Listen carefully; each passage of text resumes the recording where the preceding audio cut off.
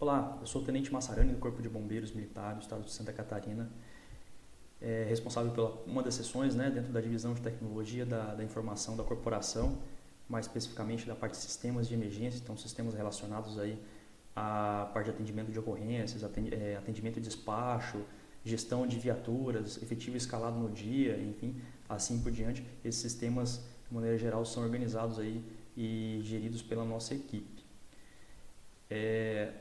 Esse vídeo, né, para quem que é esse vídeo? Nós estamos passando as informações a respeito do que seria dono de produto, né? Então, elencamos alguns donos de produto na organização, uma forma aí de tentar organizar melhor a gestão das funcionalidades dos softwares que estão sob nossa gestão ali, com o objetivo aí de prestar um melhor desenvolvimento de software, né? Tanto para o nosso público interno, tanto para o nosso público externo, né? Fazer uma entrega de software de qualidade aí para todos esses interessados. Então, primariamente, esse vídeo aí é para esse pessoal, né, para os donos de produto, para entenderem de uma maneira bem simples, bem básica, o que é isso, né, e como que eles vão trabalhar em parceria conosco aí.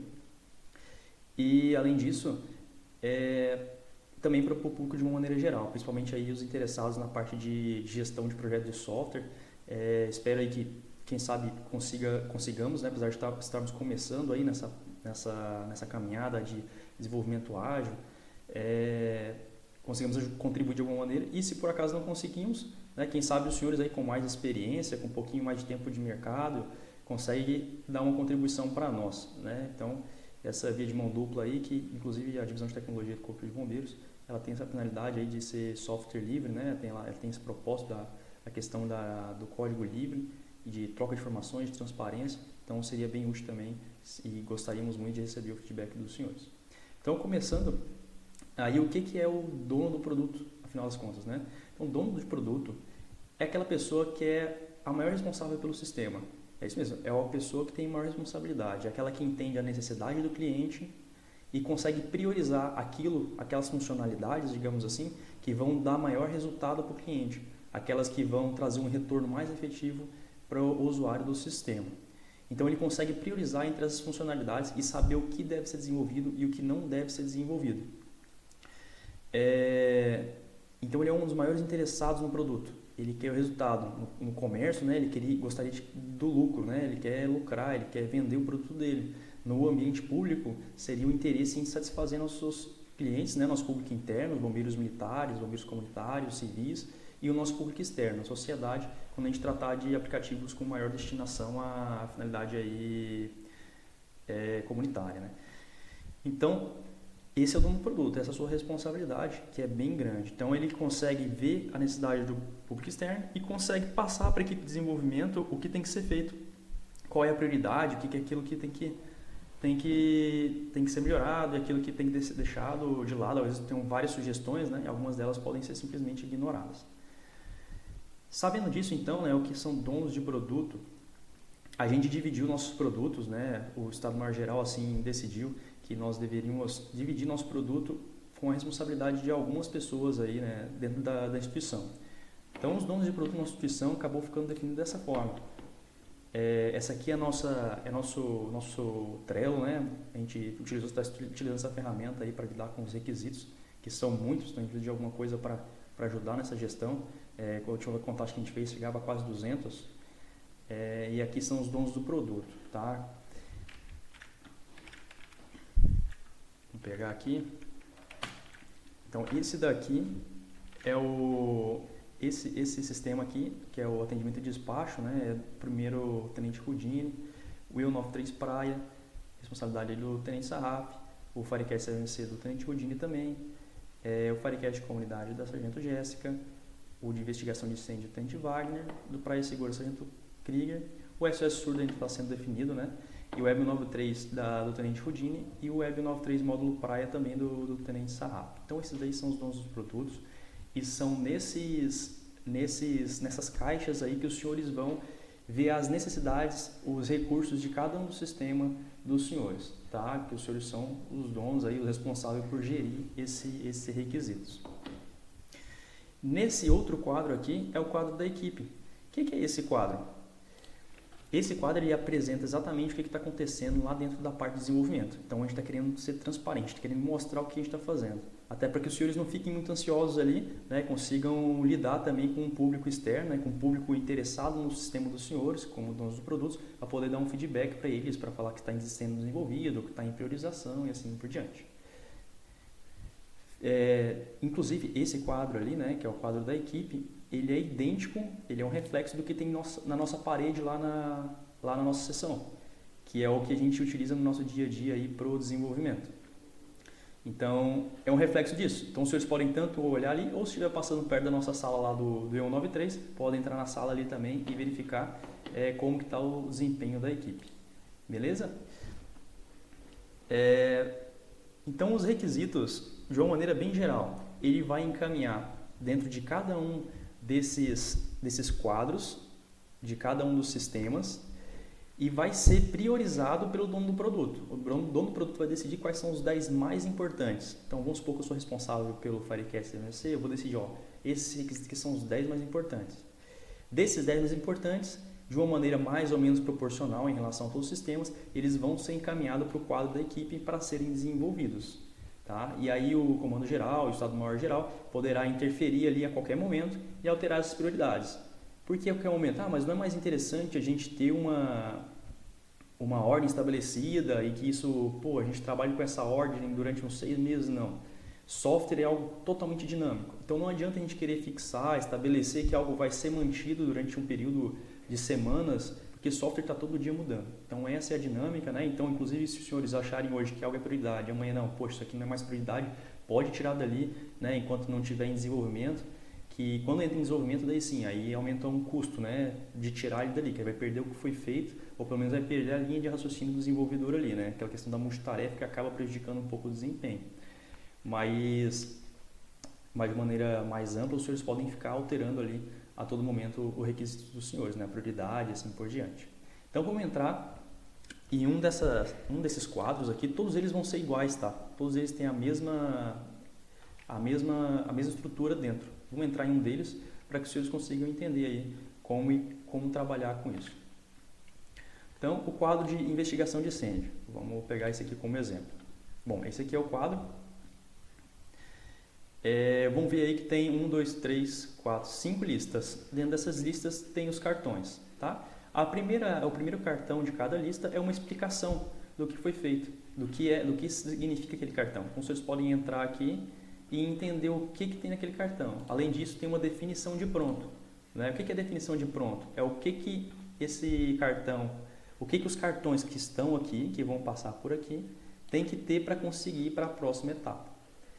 Cada cartão desse daqui é um requisito, tá? Ou melhor, uma história. O que é uma história? História é algo semelhante a um requisito, tá? Só que numa linguagem de alto nível, uma linguagem para o público externo, uma linguagem que qualquer um consiga entender. Aqui, inclusive, tem um exemplo, depois vocês podem olhar com mais cuidado, do que seria uma história, como se escreve uma história. Então, como cliente, eu quero salvar meu carrinho de compras, assim eu posso continuar a comprar amanhã. Então, ele sempre tem essa estrutura, né? O usuário, o que ele quer fazer e o porquê que ele quer fazer. Essas perguntas são úteis porque elas trazem várias outras perguntas na nossa cabeça que vão tentar esclarecer aí se é útil ou não é essa funcionalidade e trazer informações importantes para o desenvolvedor.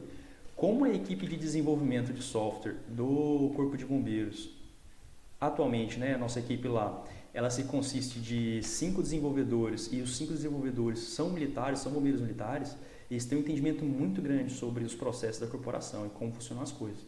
Então, muitas vezes, descrições simples já é suficiente para que eles entendam e comecem o desenvolvimento. Então tá, então esses são os requisitos e eles vão encaminhando nesse sentido. O objetivo do requisito é ele sair daqui do começo e chegar no final. Chegar aqui na bandeira, tá? No final. Quando ele chegar aqui a gente só pode ter 10, podem ver aqui, só pode ter 10 requisitos nessa lista. Eles vão ser encaminhados para a lista da equipe, aí provavelmente nós lá do E193 vamos fazer esse encaminhamento, ou o próprio Estado-Maior Geral, o Comando Geral, conforme for necessário. Então aqui vai ser a entrada. O que é entrada? simplesmente tudo. Alguém me mandou um WhatsApp com a funcionalidade, né, para os senhores donos dos produtos. Eu insiro aqui de uma maneira bem simples e rápida. Insiro um texto aqui qualquer. Alguém me mandou uma solicitação via e-mail, insiro aqui. Alguém me solicitou ali no corredor, né, uma conversa no corredor, alguém me solicitou, insiro ali. E assim por diante. Aí todos esses requisitos que forem sendo levantados, eu vou escolher aquele que é mais interessante, vamos dizer assim. E vou encaminhar ele para a etapa de análise de negócio. Tá? O que é essa etapa aqui? Eu vou tentar entender se esse requisito ele realmente faz sentido, se as regras de negócio fazem sentido, se ele possui um embasamento legal, se esse processo que eu vou pedir para ser desenvolvido não vai impactar em outro local. Então aí os senhores, como conhecedores do processo, conhecimento da lógica de negócio, da lógica do funcionamento, de como trabalham os bombeiros militares, a sua interação com os demais com as demais pessoas, né, com o público externo, público interno, se isso realmente faz sentido. Então vai pegar esse cartão e vai deixar ele com essa estrutura, né, de história, como eu tinha falado, usuário, o que e o porquê, e aí a gente vai encaminhar para o próximo passo. Então feito isso, se fizer sentido, vai encaminhar para outro passo. Se não, se de fato a partir da análise de negócio que os senhores vão fazer não fizer sentido aquele quesito, os senhores podem clicar aqui e arquivar. Tá? Aí essa funcionalidade ela vai sumir da lista dos senhores e no momento aí ela vai ficar no sistema ainda, né? Pode ser acessada de outras maneiras, mas ela não é interessante para o momento.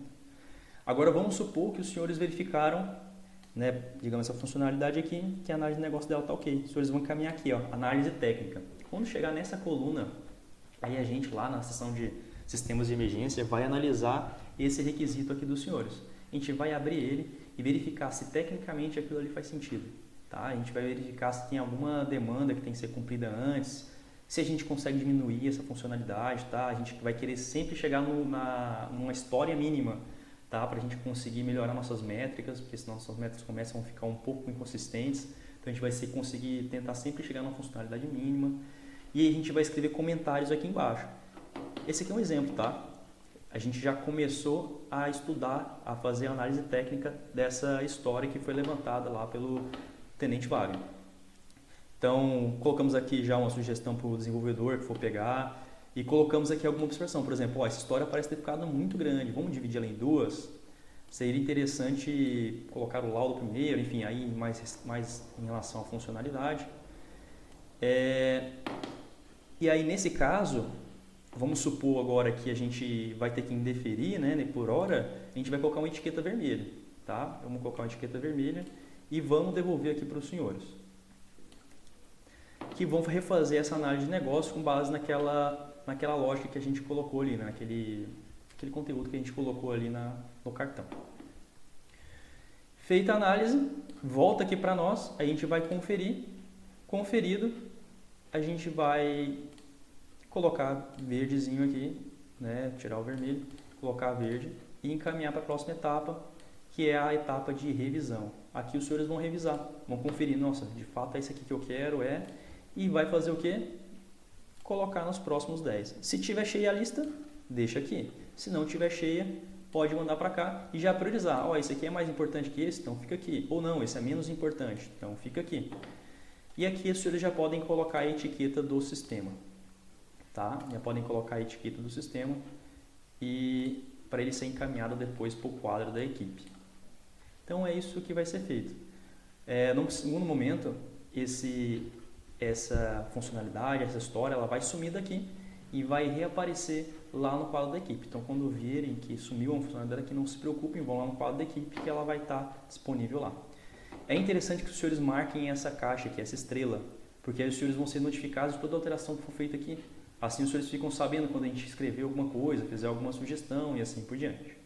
Okay? Vou voltar aqui da forma que estava antes, para a gente não perder a linha de raciocínio que estava seguindo aqui.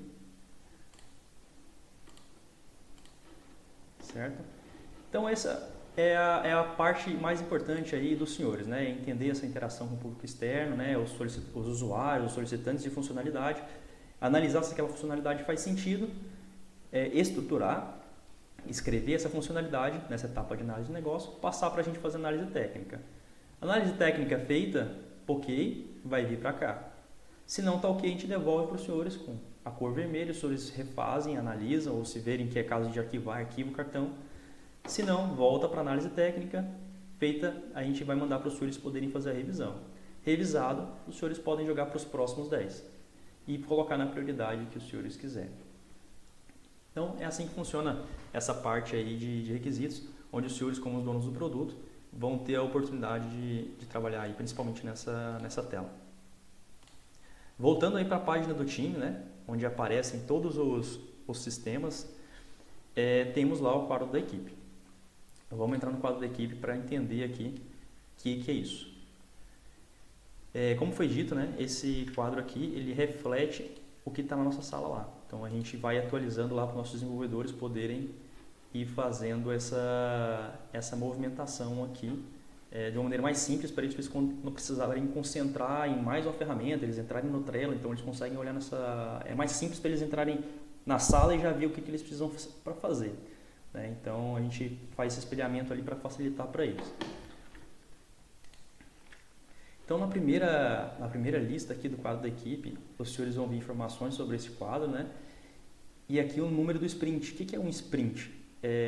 Quando a gente está falando de método ágil de desenvolvimento, a gente chama um conjunto uma quantidade um período, né? Um período pré-estabelecido, no nosso caso são 3 semanas como sprint. Então a gente está no 7º sprint, a gente iniciou lá no começo do ano essa aplicação de técnicas de desenvolvimento ágil, então a gente está no 7º sprint nesse momento. Nesse outro cartão aqui, os senhores vão ver qual que é a data da reunião diária. Também é um elemento aí do desenvolvimento ágil, né? Principalmente pregado aí no Scrum, quanto à reunião retrospectiva também. Vai trazer aqui qual que é o horário da nossa reunião diária. Então, todo dia às 13h15, na sala do EU93, na sala da nossa equipe, a gente vai fazer uma reunião. Essa reunião, assim como essa aqui também, ela é aberta para o público. Então, se por acaso os senhores tiverem interesse e algum dia estiver lá no quartel, estiverem lá perto da sessão e quiserem participar para contribuir, para dar uma sugestão, para falar um pouco mais sobre alguma história, fiquem à vontade em aparecer lá. A gente vai recebê-los vamos ficar bem felizes em recebê-los lá. Podem participar sempre que quiserem. Então a reunião diária ela acontece às 13h15 e a reunião de retrospectiva vai ter sempre a data dela aqui marcada, que é quando se encerra o ciclo do sprint. Então, no dia 18 de outubro, a gente vai avaliar o que a gente fez, fechando lá o ciclo PDCA, né? Ou Kaizen. Então, a gente vai avaliar o que a gente fez nas últimas 3 semanas, vai ver o que pode ser melhorado e vai ver o que a gente fez de bom.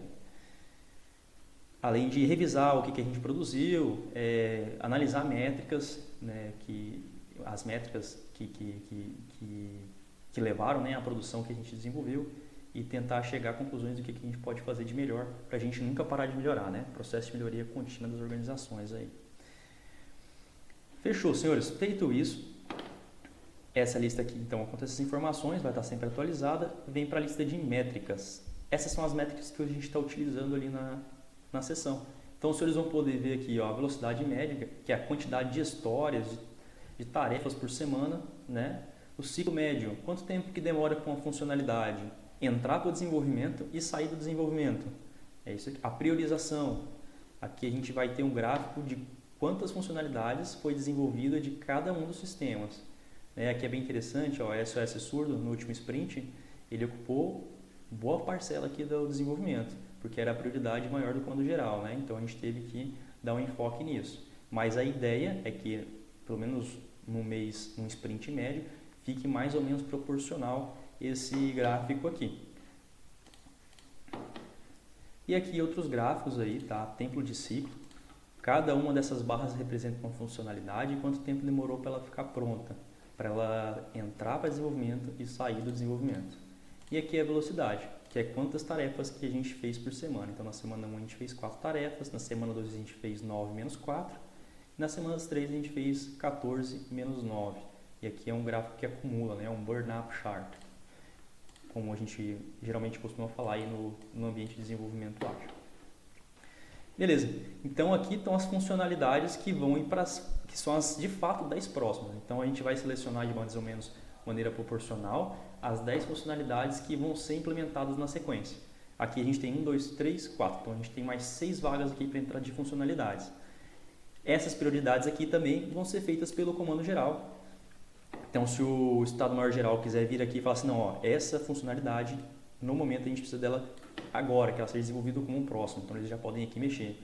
Ou se de repente eles verificarem que, olha, essa funcionalidade aqui não é interessante, eles podem vir aqui e fazer o arquivamento da funcionalidade. Então, de uma maneira bem dinâmica e rápida, como exige hoje o ambiente de desenvolvimento. Né? Desenvolvimento está mudando o tempo inteiro, o software muda o tempo inteiro, prioridades mudam o tempo inteiro, e a gente tem que adaptar o nosso trabalho, né, nossa maneira de trabalho, para comportar isso, senão a gente acaba engessando o processo e gerando transtorno, atrasando o desenvolvimento, enfim, né? Então essa priorização e alterações a todo momento ela é bem importante. Então o nosso desenvolvedor ele vai tender a pegar o próximo mais importante e jogar nessa fila. Então vamos supor que eu me liberei, eu vou vir aqui e vou colocar a funcionalidade nessa outra lista e vou começar a desenvolver essa funcionalidade. Essa funcionalidade ela vai ganhar uma data de priorização, que foi quando ela foi colocada nessa lista, e ela vai ganhar uma data de início, que é quando foi iniciado o desenvolvimento. E aqui, senhores, é quem está fazendo o desenvolvimento do software, quem que está fazendo aquela tarefa naquele momento. Então, se precisarem passar alguma informação importante de última hora, né, essas são as pessoas que estão fazendo o desenvolvimento daquela funcionalidade.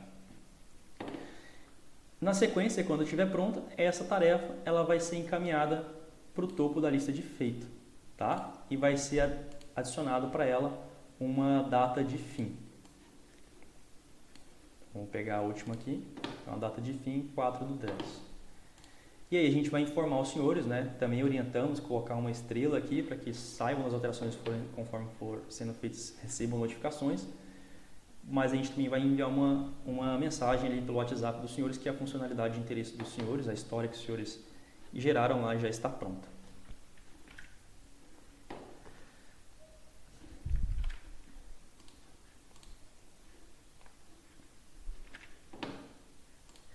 Pessoal, essa ideia desse vídeo, tá? É um vídeo de certa maneira rápido, tentei não me delongar tanto, expliquei de maneira bem superficial alguns conceitos de desenvolvimento ágil, que a ideia é realmente vocês terem uma noção básica sobre essa parte de desenvolvimento, é porque a gente não quer colocar os senhores na necessidade de entender como é que funciona todo o processo de tecnologia, desenvolvimento de software, a gente quer abstrair isso aí dos senhores, para os senhores poderem concentrar no processo e concentrar na regra de negócio, naquilo que realmente é a demanda mais importante, que é o mais importante que os senhores podem contribuir aí com o Corpo de Bombeiros. Então essas daí são as principais informações que os senhores precisam ter, porém se precisarem de mais alguma informação, por favor, mandem um WhatsApp, me liguem, enfim, está à disposição para a gente poder esclarecer mais dúvidas. Aí dessa forma a gente consegue concentrar na parte técnica e desenvolvimento, poder focar para entregar um software de qualidade para os senhores e consequentemente para os clientes dos senhores, que são os bombeiros comunitários, os bombeiros militares, todo o público externo da nossa corporação, os nossos civis, né? E a gente poder concentrar na parte de tecnologia e desenvolvendo cada vez mais software de qualidade para a corporação. Tá bom? Obrigado. Ficamos aí à disposição para poder sanar alguma dúvida. Um abraço.